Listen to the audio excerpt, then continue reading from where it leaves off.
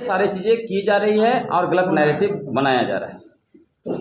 अब इसमें जो है कि पहली बात यह है, ये लोग कह रहे हैं लगातार कि जनगणना रिपोर्ट में उनको एबोरिजिनल, कभी जो है कि प्रिमिटिव ट्राइब वगैरह वगैरह कहा गया है। लेकिन सच्चाई यह है, हमारे पास सेंसस है। सेंसस का दो हिस्सा है, एक तो 1931 का एक सेंसस है और दूसरा इसी के अंदर में जो है उसको बोलते हैं पार्ट 2 इंपीरियल टेबल। ये क्या बताता है ये, और उससे भी पहले आपको 1872 जब पहली बार जनगणना हुई, जिसको पूरा जनगणना नहीं कहा जाता है, लेकिन बंगाल की लगभग पूरी जनगणना हो गई थी। तो ये जनगणना रिपोर्ट क्या बताते हैं? जनगणना रिपोर्ट में स्पष्ट है कि पहली बात तो 1935 का इंपीरियल टेबल जो है उसमें उनको भूस्वामी एवं कृषक वर्ग बताया गया है, जिसके क्रम 3 में मराठा ग्रुप लिखा गया है। और उस मराठा ग्रुप में किसको किसको रखा गया है? मराठा, कुणबी, कुर्मी, कुर्मी क्षत्रिय, कप्पू, कपवार, राधी, वकालीन और वल्ला।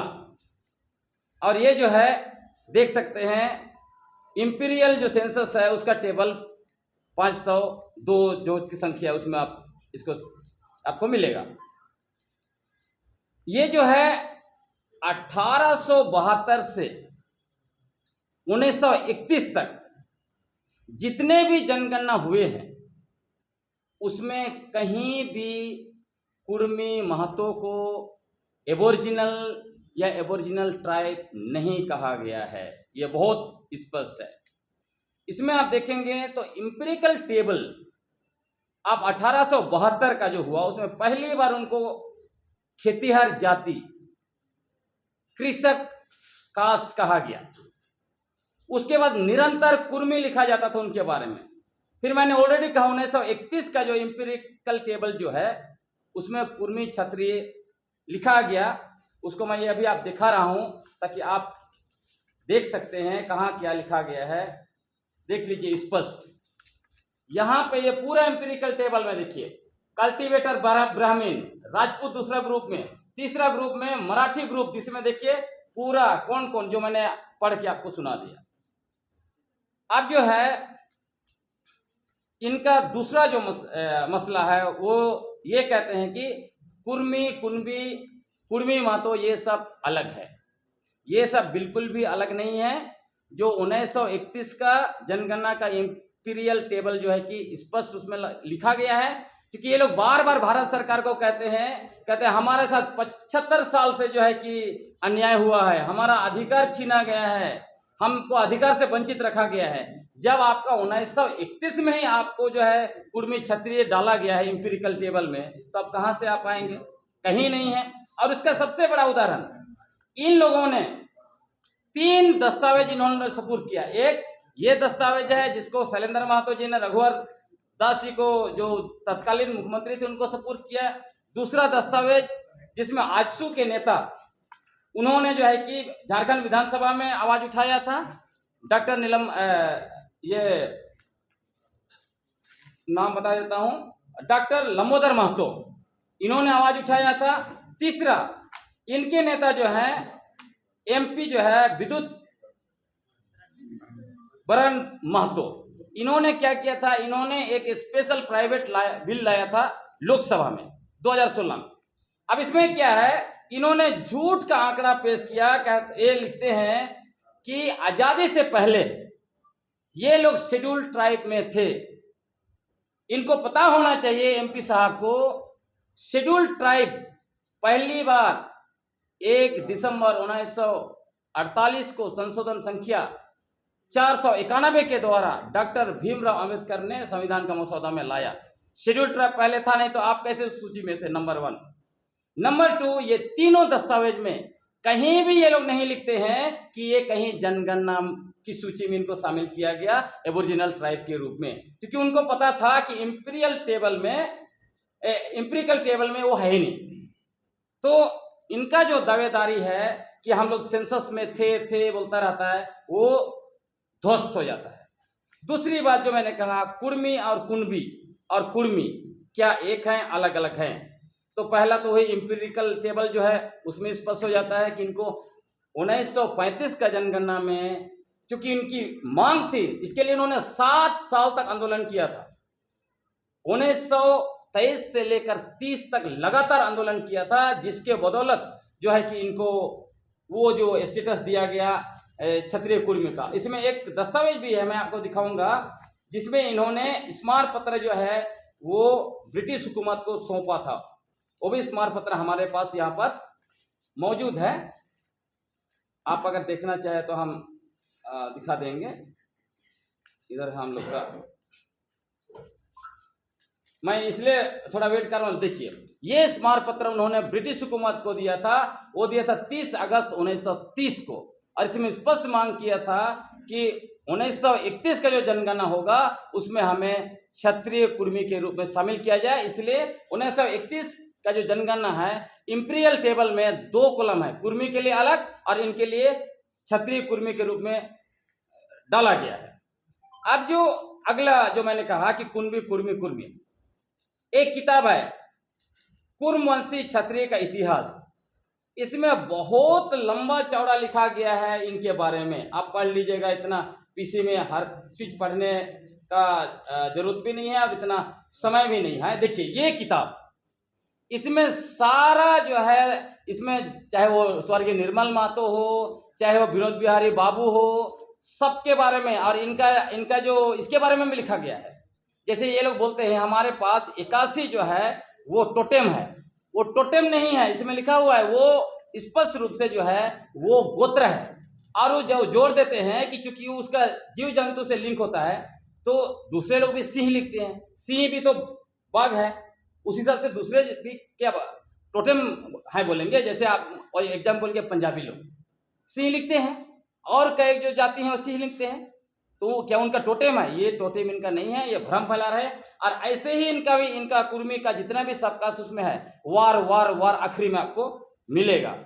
इस टाइप के सारे यहाँ पे इतिहास है, और पेशा से लेके हर एक चीज लिखा गया है। तो कहीं से भी जो है कि आपको पूरा जो किताब है इसको आप देख सकते हैं। उसके अलावा तीसरा जो है प्रूफ ये है, विनोद बिहारी महतो, जो आज के तारीख में उनको अपना मसीहा भी बोलते हैं।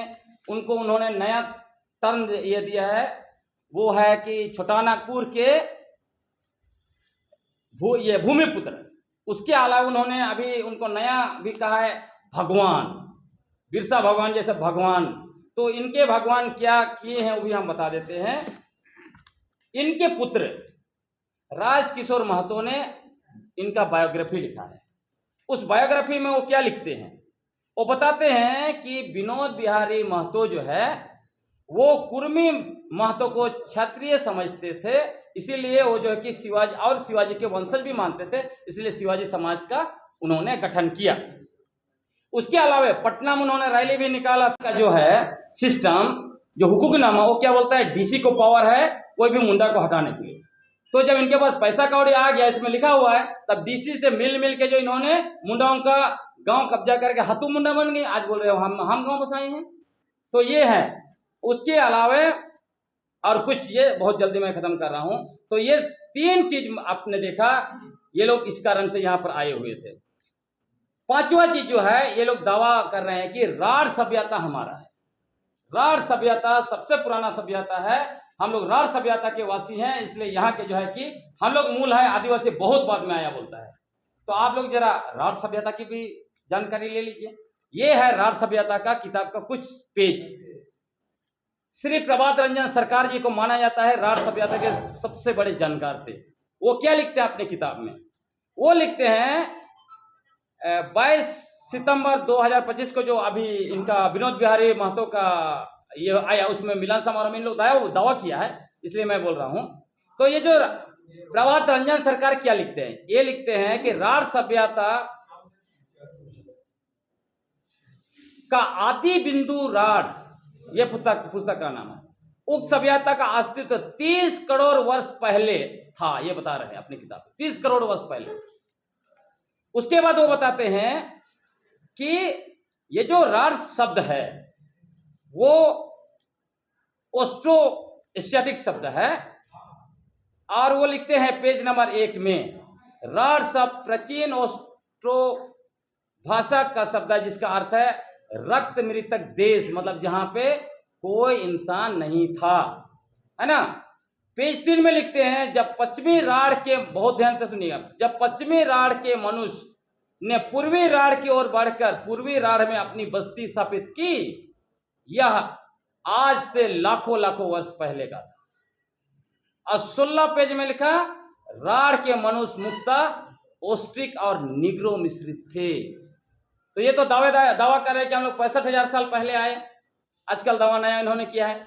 तो राढ़ सभ्यता तो बोला लाखों लाखों साल पहले का था, और 1 करोड़ साल पहले जो राढ़ सभ्यता बनी, तो फिर ये कहां से ये दावेदारी कर रहे हैं, है ना। तो सब कुछ इसलिए लाना पड़ रहा है कि ये लोग बहुत जो है कि फर्जी चीजें बता रहे हैं आदिवासी बनने के लिए। अब जो है एक ये भी बता रहे हैं कि छोटानागपुर के ये सबसे पुराने बासिंदा थे, इसको भी जो टेस्ट कर लिया जाए। जब छोटानागपुर के सबसे पुराने बासिंदे थे तो CNT एक्ट 1908 के संशोधन 1938 में इनका एबोरिजिनल की सूची में क्यों नहीं डाला गया। दूसरी बात, 65,000 साल पहले ओंगे, जरवा, सेंटिनेल और ग्रेटर अंडमानीज आकर बसे, जो आपका 2018 का, 19 का और 24 का DNA रिपोर्ट बोल रहा है, जो दुनिया के डेविड रिक जैसे जाने माने साइंटिस्ट की टीम ने की है। वो बताता है कि मॉडर्न ह्यूमन जिसको कहा गया वो 65,000 साल का ही अस्तित्व है। तो 65,000 साल का अस्तित्व में ये 4 समुदाय को बताया गया है। आप बताइए, ये चारों समुदाय की अपनी भाषा है, उनकी पेशा है, पेशा क्या है, हंटिंग एंड गैदरिंग, अभी भी है। हंटिंग गैदरिंग में शिकार करना, मछली पकड़ना, जंगल का फल फूल खा के जिंदा रहना। उसके अलावा सभ्यता तो उनका ही जंगल का सभ्यता। फिर पेशा, मैंने कहा भाषा, उनकी अपनी भाषा।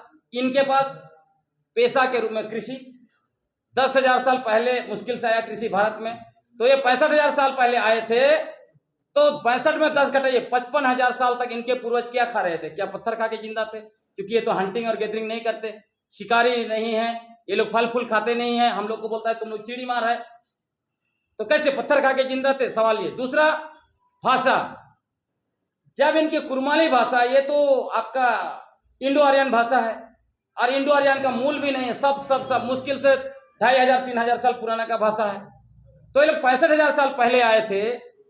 तो क्या हुआ कि ओंगे, जरवा, सेंटिनेल और जो ग्रेटर अंडमानीज अपनी भाषा अभी तक मौजूद रखे हैं।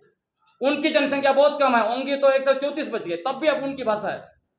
ये आज के समय में 2 करोड़ हो गए, झारखंड और पूरे इस इलाके को लेकर जहां आंदोलन कर रहे हैं लोग। इनकी भाषा कहां गुम हो गई है? रिजले बोलते हैं। जिस तरह से भूमिज लोग अपना लिया बंगाल में बंगला, इसी तरह ये लोग भी अपना लिया। लेकिन भूमिज लोग का झारखंड में तो अपनी भाषा जिंदा है अभी भी। ग्रियर्सन जो भाषाविद रहे हैं वो कहते हैं कभी उनकी भाषा रही होगी। तो कैसे ग्रियर्सन यहाँ सबसे बड़े विद्वान माने जाते, भाषा विद्वान, उन्होंने क्यों नहीं खोजा? अब सवाल यह उठता है, जब ये 65,000 साल पहले ओंगे के साथ आए, इनकी कोई भाषा नहीं है। 3,000 साल पहले इनकी भाषा, और जब इंडो आर्यन भाषा 4,000 साल पहले आई तो आर्यन भाषा सीखे। आप 65,000 में आप जो है कि 4,000 साल घटाइए, 55 मान लेते हैं, 5,000 साल दे देते हैं। तो 55,000 साल इनके पूर्वज क्या बात कर रहे होंगे? ए ओ के को बंदर जैसे बात कर रहे थे, या क्या कर रहे थे? हमें उसका जवाब चाहिए। ऐसा नहीं चल सकता है कि आप अनसन बोल के झूठ का नैरेटिव बना के आप जो है कि कहेंगे। आप झारखंड में सबसे पुराना बासिंदा असुर को माना जाता है। असुर की संख्या 24 से 25,000 है झारखंड में। आज भी उसकी भाषा जिंदा है, आपकी भाषा जिंदा नहीं है। और दावेदारी करते हैं कि झारखंड के सबसे बड़ा मतलब सबसे पुराना निवासी हम, सबसे बड़ा आदिवासी हम है। हमने साबित कर दिया आप कहां से आए थे, कहां से आए थे। उसके बाद खुद को यहाँ का सबसे पुराना निवासी, सबसे बड़ा आंदोलनकारी बनाने के लिए चुआड़ विद्रोह को भी इन लोगों ने घोषणा किया, ये हमारा है। रघुनाथ सिंह भूमिज को रघुनाथ महतो घोषित करके मतलब जगह जगह पे मूर्ति लगा रहे हैं। बता देते हैं आपको इसका क्या है। चुआड़ विद्रोह जनगणना 1872 का पेज संख्या 195 आप देख लीजिएगा, स्पष्ट लिखा हुआ चुआड़ किसको कहा गया, भूमिज आदिवासियों को चुआड़ कहा गया। उसके बाद चुआड़ विद्रोह पर जेसी प्रिंस ने बहुत लंबा चौड़ा लिखा है, क्योंकि वो उस इलाके में एडमिनिस्ट्रेटर थे उस जमाने में। उसके अलावा और भी जो कि बाद के विद्वान जो है उस पर लिखे हैं, जो स्पष्ट कह रहे हैं चुआड़ विद्रोह जो है, चुआड़ ही शब्द है भूमिजों के लिए, क्योंकि वो लोग क्या करते थे, ये जो है अंग्रेजों को उनका कानून नियम नहीं मानते थे, जो जमींदार का धान काट के लेके जाते थे, लड़ाई भिड़ाई करते थे, इनको चोर चुहार बोलने जैसे चुआड़ बोल दिया गया था। तो चुआड़ विद्रोह इनका बिल्कुल नहीं है। शैलेंद्र महतो जी ने फर्जी इतिहास लिखा है, जहां उन्होंने कोई रेफरेंस नहीं दिया है। आपको मैं बताता हूं, उनका जो किताब है, उनकी किताब है झारखंड की समर गाथा, दूसरी किताब उनकी है वो झारखंड के शहीदों पर लिखा है। दोनों में लगभग 5 ऐसे नारा लिखे हैं जो ये बता रहे हैं कि उस समय में रघुनाथ महतो ने नारा दिया था। तो जब रघुनाथ महतो 1770 के आसपास नारा दिया था, तो इनको किसने बताया? क्या माननीय शैलेंद्र महतो जी का ये दूसरा जन्म है, क्योंकि वो रघुनाथ महतो जी के साथ नारा साथ में लगा रहे थे, इसलिए उनको याद था, इसलिए उन्होंने लिखा है। ये तो जवाब उनको भी देना पड़ेगा। आप बिना रेफरेंस का कैसे ऐसे इतिहास लिख सकते हैं फर्जी? अब जो है 2 चीज और बता के खत्म करता हूं। ये भी कह रहे हैं कि झारखंड में कुर्मी महतो 24% है, ये भी झूठ है। ये लोग जब जनसंख्या की गणना करते हैं तो उसमें किसको डालते हैं? कोयरी को भी डालेंगे, कुशवाहा को भी, तेली को भी, लेकिन जब अभी आंदोलन की बात हुई तो सिर्फ जो है कि कुर्मी महतो, कुरमाली को जो है कि 8वीं अनुसूची में डालो। ये क्या है? इतना ज्यादा मतलब खुद का सेल्फिश नहीं होना चाहिए। आप दूसरों का अपना, और 15% से ज्यादा है ही नहीं। और आखिरी बात, TRI ने सारे तथ्यों के साथ, उपरोक्त जो तथ्य मैंने आपको बताया उन सारे तथ्यों के आधार पर 2004 में रिपोर्ट बनाया और यह कहा कि यह कुणबी का ही सबकास्ट है। और उसी के आधार पर 2015 में भारत सरकार ने इनकी मांग को खारिज कर दिया। उसके बावजूद ये लोग सिर्फ और सिर्फ अपनी राजनीतिक रोटी सेकने के लिए झूठा नैरेटिव, झूठा इतिहास और झूठा आंकड़ाबाजी कर रहे हैं। इसलिए हम लोग उनसे निवेदन करते हैं कि हमने साबित कर दिया सारे तथ्यों से, सारे आंकड़ों से, सारे दस्तावेज से कि आप जो हैं वो आदिवासी नहीं हैं। आप जो है कुर्मी जो भी हैं वो कुणबी के ही आप जो है कि वंशज हैं। इसलिए आपको अपना OBC का हक लेना चाहिए और हम आदिवासियों को तंग नहीं करना चाहिए, झारखंड को आंध्रस नहीं करना चाहिए। नहीं तो आने वाले समय में पूरा झारखंड जो है कि हम सड़क पर भी लड़ेंगे, कानूनन भी लड़ेंगे, सरकार के जहां जहां लड़ाई होगा सारे दस्तावेज है और भी रिसर्च हम लोग जारी कर रहे हैं, क्योंकि ये अभी बहुत कुछ और आना बाकी है, बहुत कुछ आएगा। तो बहुत बहुत धन्यवाद। और आगे की रणनीति क्या होगी क्या नहीं होगी उसके बारे में अजय भाई आपके पास बात रखें। जो लड़ाई था उसमें भारी उन्होंने समर्थन किया और उसके अलावे और भी कई काम किए, लेकिन कहीं भी उन्होंने एक बार भी कुर्मी महतो को अनुसूचित जनजाति का दर्जा की मांग नहीं की। पूरा इनका जो है ये उनका मतलब एक हिस्सा है, लेकिन उनकी पूरी पुस्तक आप पढ़ेंगे तो बहुत क्लियर है। स्कूल भी खोले, वो भी जो है कि इनके नाम से ही, ये शिवाजी के नाम से ही निकाला उन्होंने।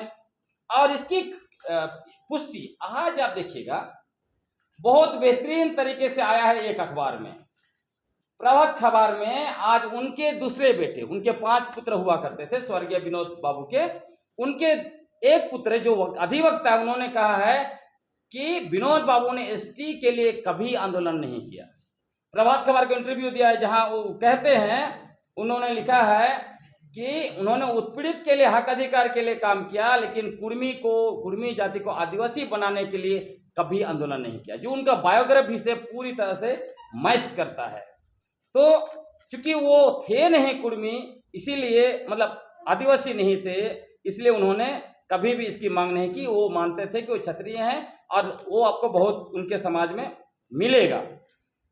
अब जो है कि तीसरी जो बात है जिसको हम आपके समक्ष रखना चाहते हैं वो ये है कि इन्होंने CNT एक्ट का कड़ा विरोध किया था उस जमाने में। इसके बारे में आपको 1931 का सेंसस में भी उसका जो 5 जो है इसका अपेंडिक्स, उसमें पूरा विस्तार से लिखा है। उसमें यह भी लिखा है कि उनको CNT एक्ट के तहत जो भी प्रोटेक्शन मिलता है आदिवासियों को देने की कोशिश की गई, जिसका इन्होंने विरोध किया है, कड़ा विरोध किया। और उसके अलावे आप देखिए CNT का अमेंडमेंट भी हुआ। CNT का अमेंडमेंट हुआ आपका 1938 में, ये दस्तावेज है। CNT का अमेंडमेंट हुआ 1948 में, जिसमें अबोरिजिनल मतलब आदिवासियों की सूची बनाई गई, उसमें कुर्मी महतो कहीं नहीं है। उसके बाद दोबारा CNT एक्ट का अमेंडमेंट हुआ 1962 में। उस समय में उन लोगों को OBC के रूप में उनको शामिल किया गया है। तो ये लोग जितना भी उछल ले तो CNT में भी कहीं नहीं आते। उसी तरह CNT में मुंडाओं को खुटकट्टी राइट्स, खड़िया उरांव उनको जो भूइहारी राइट्स, कोल्हान का अलग कानून, संताल परगना का अलग कानून। तो ये लोग कहते हैं हम सबसे ज्यादा लड़ाई किए अंग्रेज से, तो अंग्रेजों ने इनके नाम पर कोई कानून बनाया, कहीं कोई व्यवस्था किया? कुछ नहीं किया। मतलब ये सारे के सारे दस्तावेज जो है वो बताते हैं वो फर्जी है। अब जो है अगला मसला ये आता है कि आखिर ये छोटा नागपुर में कैसे आए, इसको भी आप लोग जान लीजिए। छोटा नागपुर में आने का उनका 3 कारण है। पहला कारण जो है वो है शत्रु के आक्रमण से सुरक्षा के लिए लोग आए थे, है ना, जिसके बारे में जो मैंने किताब आपको दिखाया था, इस किताब में बहुत विस्तार से लिखा हुआ है। और उसके बारे में 21-22 अक्टूबर 1934 को अखिल भारतीय कुर्मी क्षत्रिय महासभा की पुरुलिया अधिवेशन में जो स्वागत समिति था उसके अध्यक्ष थे करम सिंह महतो, BA किए हुए थे, खूंटी के थे, रांची जिला में था। उन्होंने इसमें अपना जो भाषण रखा उसका थोड़ा सा मैं अंश आपको बता देता हूं। उसमें उन्होंने क्या लिखा, क्या बताया? उन्होंने बताया है कि कुर्मी महतो जाति 17वीं शताब्दी में शत्रुओं के आक्रमण से पीड़ित होकर अपनी आजीविका के लिए छोटा नागपुर आया और कृषि कार्य और गोचर का उपयुक्त स्थान चुनकर बसता गया। आगे उन्होंने यह भी कहा कि संगति का प्रभाव मनुष्य पर बिना आधिपत्य जमाए नहीं रह सकता है, इसलिए मेरी जाति अनार्य मतलब आदिवासी लोग के कतिपय अवगुणों का अनुसरण करती गई और क्रमशः नैतिक अधपतन की ओर अग्रसर हुई। मतलब हम लोग के साथ मिले तो उनको अधपतन हो गया, उनका नैतिक चला गया। उसके बाद कुछ लोगों ने जो मध्य प्रदेश से आए थे, हाँ, इसी तरह उन्होंने कहा कि मतलब इधर से मध्य प्रदेश से इधर आए थे, मध्य प्रदेश से छोटा नागपुर आए। उसी कन्वेंशन में बताया मुसलमानों के द्वारा पीड़ित होकर संतालों के घर में शरण लिए थे। संतालों ने अपना मौसेरा भाई बताकर उनको मुसलमानों से बचाया था। कुर्मियों ने अपने मूल स्थान को छिपाई लिया क्योंकि मुसलमानों से भयभीत थे। ये है कर्मभूमि क्षत्रिय का इतिहास, इंद्रदेव सिंह, 2004 में पब्लिश हुआ है, पेज नंबर 152 से 153 तक। और इसमें देखिए रिजले जो बनाए हैं ये tribe and caste of Bengal, उसमें भी ये कहते हैं कि संथाल और इनके साथ भाई भाई का रिश्ता है। तो देखिए यहाँ पे साबित हो गया, बचने के लिए वो संथाल के घर में घुसे थे। अब इसमें जो है तीसरा मतलब पहला तो मैंने कहा बचने के लिए ये लोग आए छोटा नागपुर। दूसरा, ये लोग रघु जी भोसले थे इनके, उन्होंने सेना बनाई थी मुसलमानों से लड़ने के लिए उस समय, उन्हीं के सेना का हिस्सा बने थे। उसमें भी थोड़ा मैं सुना देता हूं। 1742 ईस्वी में रघु जी भोसले ने मुर्शिदाबाद पर चढ़ाई की थी और वे सरदेशमुखी उपज का 10वां हिस्सा, सरदेशमुखी मतलब उपज का 10वां हिस्सा जो मतलब मराठों के शासित प्रदेश के बाहर रहने वाले से वसूला जाता था, रघु जी भोसले के सैनिक के रूप में ये लोग कहां से आए? बिहार, उड़ीसा होते हुए मनभूम, सिंहभूम, पुरुलिया, झारग्राम, मिदनापुर, बांकुड़ा, दिनाजपुर, केवंझर, मयूरभंज, बोनाई, बमरा आदि स्थानों पर पहुंचे। तो ये दूसरा इधर आने का। तीसरा आजीविका के लिए आए। इसमें जो है 1882 में डी ऑयलॉय ने पाया, मतलब वो सेंसस कर रहे थे तब उन्होंने पाया और कुछ रिपोर्ट भी बना रहे थे कि महतो लोग, मैं 1822 में पाया, मतलब तो कुछ रिपोर्ट लिख रहे थे। ये मैं आपको the Cambridge economic history of India में वॉल्यूम 2 में उसका पेज संख्या 327 में जिक्र है।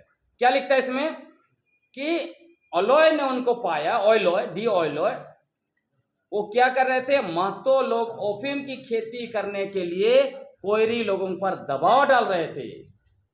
ये एक लिंक है। और उसके अलावा सिंहभूम गजेटियर में बहुत मतलब अद्भुत का जिक्र है। सिंहभूम गजेटियर 1910 का आप देखिएगा तो उसमें लिखता है कि कुर्मी मूल रूप से बिहार के हैं जो वहां घरेलू काम एवं छोटे मोटे व्यापार करने आए थे, जो पैसा जमा कर जमीन खरीद लिए हो आदिवासियों के गांव के हाथों मुंडा बन गए। सिंहभूम गजेटियर 1910 का पेज 65। और उसका उदाहरण आज भी है कि आज सिंहभूम में मैं दिखाता हूं, सिंहभूम में लगभग 100 ऐसे आदिवासी गांव हैं जहां पे ये लोग संताल का गांव में हतु मुंडा जो है कि ये लोग बने हुए हैं। तो सिंहभूम गजेटियर का मुझे 3 ब्लॉक का तो मिला हुआ है, निकाला हुआ और भी आएगा, आपको मैं दिखा रहा हूं। सिंहभूम का ये देखिए, लिस्ट देख लीजिए, ये सारा आपका अंचल मनोहरपुर, बहुत सारे कुर्मी जो है मुंडा मतलब हो आदिवासियों के, मुंडा आदिवासियों के गांव के हतु मुंडा बने हैं। और उसके बाद यहाँ भी देखिए, ये हो गया आपका, ये हो गया आनंदपुर का, वहां भी बने हुए हैं। आपका जो आगे चले जाइए मनोहरपुर से उस तरफ, सरांडा की उस तरफ, जगन्नाथपुर, वहां के भी बने हुए हैं। और आज ये लोग क्या दावा करते हैं, हमने इतना गांव बसाया है।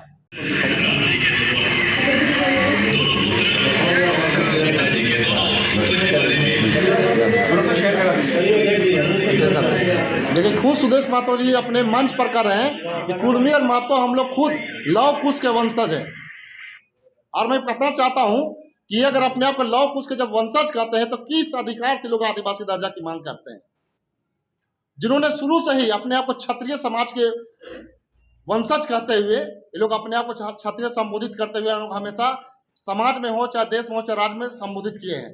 अरे साहब, तो मैं कहना चाहता हूँ, हमारे भगवान बिरसा मुंडा जी थे, उन्हें आदिवासी को हक अधिकार के लिए, जल जंगल छीनने के लिए, बचाने के लिए 1908 में CNT एक्ट को लागू कराया अंग्रेजों से। अब बताए, जब इनका खुद अंग्रेज जब देश हमारा जब गुलाम था, उस समय किसी प्रकार कोई भी आरक्षण आदिवासी को नहीं मिलता था। लेकिन अंग्रेजों से हमारा जमीन जो लूटा जा रहा था उसके खिलाफ इन्होंने 1908 में भगवान बिरसा मुंडा जी ने अंग्रेजों से लड़कर 1908 में CNT एक्ट का धारा लगाए, CNT एक्ट का कानून बनाए। अब जब देश 1930 में हमारा देश जब आजाद गुलाम ही था, तब अंग्रेज के द्वारा सर्वे करके इनको नाम को डाला गया था कि आपकी आदिवासी सूची में डाला जाएगा करके। लेकिन इन लोगों ने उस समय देखा कोई आरक्षण नहीं था, आदिवासी को नीच कहा जाता था, जंगली कहा जाता था, कोल कुकुर कहा जाता था। तब उनको इन लोगों ने खुद सड़क पर आंदोलन किया और एक तरफ से आंदोलन करके 1901 साल में आंदोलन करके 1931 में इन लोगों ने खुद अंग्रेज सरकार से अपना आदिवासी नाम से हटवाया, अपना आदिवासी कोलम से।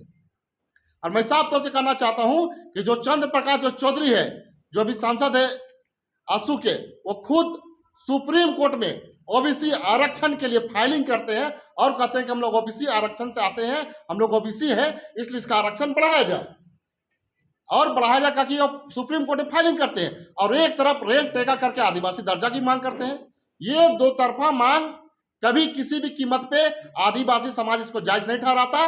न कोर्ट, न कानून, न प्रशासन, न सरकार, कहीं से भी किसी प्रकार के ये कानून को दो तरफा मांग नहीं मांगा जा सकता है। ये साफ तौर से समझ लीजिए कि ये पूरी तरीका से उनका साजिश है, षड्यंत्र है कि आदिवासी का जो हक और अधिकार है, हमारा संविधान में जो हमारा अधिकार मिला है, उस अधिकार को सिर्फ और सिर्फ खाने के लिए ये लोग आदिवासी दर्जा का मांग करते हैं। और अगर इस तरह के ये लोग मांग करते हैं तो मैं साफ तौर से कहना चाहता हूँ, हमारा अस्तित्व सर्वप्रथम समाप्त हो जाएगा। चाहे आर्थिक हो, सामाजिक हो, राजनीतिक हो, सांस्कृतिक हो या फिर धार्मिक हो, पूरी तरीका से हमारा जो इस तरह का जो हमारा मान सम्मान जो बचा हुआ है, इस वो पूरी तरह से खत्म कर देंगे। इसीलिए हम लोग इसको बचाने के लिए 5 अक्टूबर को हम लोग आदिवासी अस्तित्व बचाओ के बैनर तले महारैली का हम लोग आयोजन किए हैं मोरहाबादी मैदान में। 5 अक्टूबर को मोरहाबादी मैदान में हम लोग इसको महा रैली का आयोजन किए हैं और पूरे तमाम आदिवासी संगठन है, चाहे धार्मिक हो, सामाजिक हो, सभी लोगों से हम लोग अपील करना चाहेंगे कि आप लोग 5 अक्टूबर को पूरी तरीके से लाखों लाख की संख्या में पूरे झारखंड से उमड़ कर मोरहाबादी मैदान में खचाखच भरने का काम करें। पूरे झारखंड की सरकार नहीं, देश का जो प्रधानमंत्री है, देश की जो सरकार है, वो भी देखे और आदिवासी के ऊपर किसी भी प्रकार का कोई भी टीका टिप्पणी करे या उसका हक अधिकार छीनने की काम करे, आदिवासी कभी भी इसका मुंह तोड़ जवाब देगा। अभी एक तरह से मैं बताना चाहता हूं, एक कुर्मी महतो का एक आईडी चलता है, उसमें साफ तौर से लिखा हुआ क्या कि जयराम महतो और सुदेश महतो जी को जेट प्लस की सुरक्षा चाहिए। क्यों भाई? इसलिए चाहिए कि अभी जगह जगह पे प्रदर्शन आदिवासी को कर रहे हैं, जिसमें हजारों हजार लाखों लाख की संख्या में सड़क पर लोग उतर रहे हैं, उनसे इनको डर और भयभीत हो गया है। तो मैं साफ तौर से कहना चाहता हूं, अगर आदिवासी को छेड़ेगा तो आदिवासी छोड़ेगा नहीं। इसीलिए मैं साफ तौर से कहना चाहता हूं, एकता का परिचय देते हुए 5 अक्टूबर को हम लोग मोरहाबादी मैदान में लाखों की संख्या में जुटेंगे और एकता का परिचय देते हुए ये गूंज दिल्ली तक जाएगी। साथियों, जिस तरह से अभी जान रहे हैं कि कुर्मी महतो के लोगों के द्वारा जिस तरह से आदिवासी बनने का जो ढोंग रच करके लोग आंदोलन कर रहे हैं, रेल टेगा करने का जो इस तरह का इन लोगों ने काम किया है, और साफ तौर से मैं बताना चाहता हूं कि ये लोग अपने आप को लव और कुश के वंशज कहते हैं। कुर्मी और महतो जो है अपने आप को लव और कुश कह के ये खुद सुदेश महतो ने इनका उच्चारण किया मंच पर। और मैं एक वीडियो थोड़ा दिखा देना चाहता हूं आपको, एक लाइन थोड़ा सा मैं बताना चाहता हूं कि ये लोग सुदेश महतो खुद कहते हैं कि मैं लव और कुश के हम लोग वंशज हैं।